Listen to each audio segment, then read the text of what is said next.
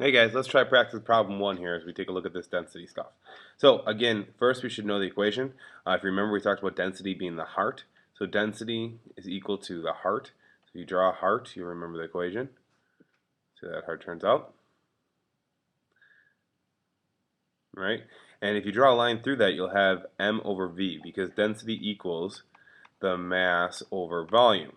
And that's what our equation is. So let's take a look at what our mass is. Our mass is 63 grams, and our volume was 6 cubic centimeters. So my mass was 63 grams, and my volume was 6. Let's plug these values in. So I'm just going to go ahead and do that. 63 was my mass, so that's my m value. And then my volume was 6. I'm going to write that down underneath.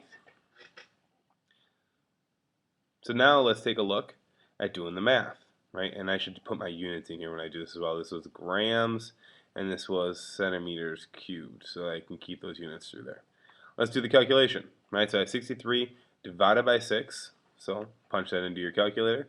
63 divided by 6, and what you get is 10.5.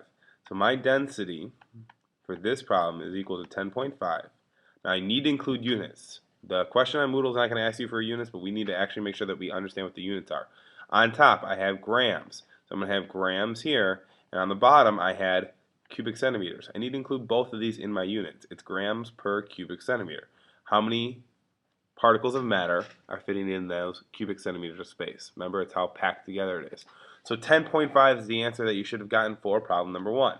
Hopefully that helps you figure it out. If not, make sure you talk to me tomorrow in class.